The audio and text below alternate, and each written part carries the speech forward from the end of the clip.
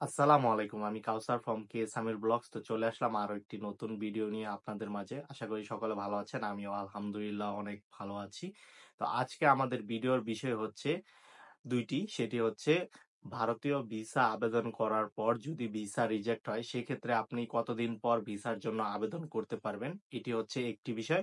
২য় যেই বিষয়টি রয়েছে সেটি হচ্ছে ভারতীয় ভিসা যদি আপনি আজকে পান, সেক্ষেত্রে কি আপনি আজকেই ভারতে যেতে পারবেন কিনা? তো সেই বিষয় নিয়ে আজকে আলোচনা করব। আশা করি সম্পূর্ণ ভিডিওটি আমাদের সাথেই থাকবেন এবং আমার চ্যানেলে যদি নতুন হয়ে থাকেন তাহলে অবশ্যই চ্যানেলটিকে সাবস্ক্রাইব করে দিবেন। তো প্রথমত যে বিষয়টি রয়েছে সেটি হচ্ছে ভারতীয় ভিসা যদি রিজেক্ট হয়, সেক্ষেত্রে আপনি কতদিন পর ভিসার জন্য আবেদন করতে পারবেন। তো ভারতীয় ভিসা যদি আপনার রিজেক্ট হয়, সেক্ষেত্রে আপনি ১ দিন পরে গিয়ে ভারতীয় ভিসার জন্য আবেদন করতে পারবেন। এবং আবেদন করার সময় অবশ্যই কিছু বিষয় রয়েছে, সেই বিষয়গুলো চেক করবেন যে আপনার ভিসাগুলো কেন রিজেক্ট হয়েছিল।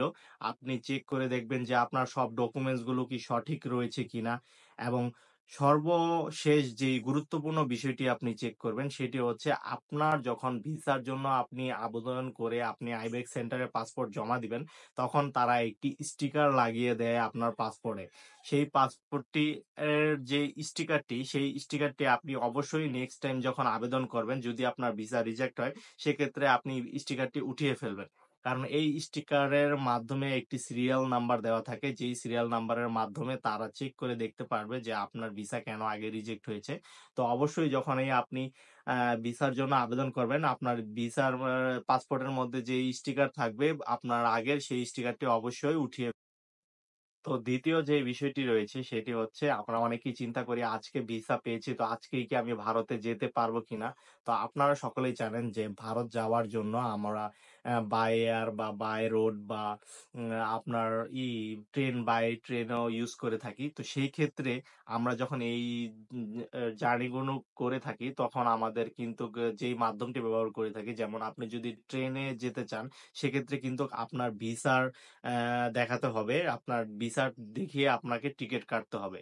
আপনি যদি বাসেও যেতে চান, বাসের টিকেট কাটতেও কিন্তু আপনার ভিসার প্রয়োজন হবে এবং বাই এয়ারের ক্ষেত্রেও ঠিক সেম।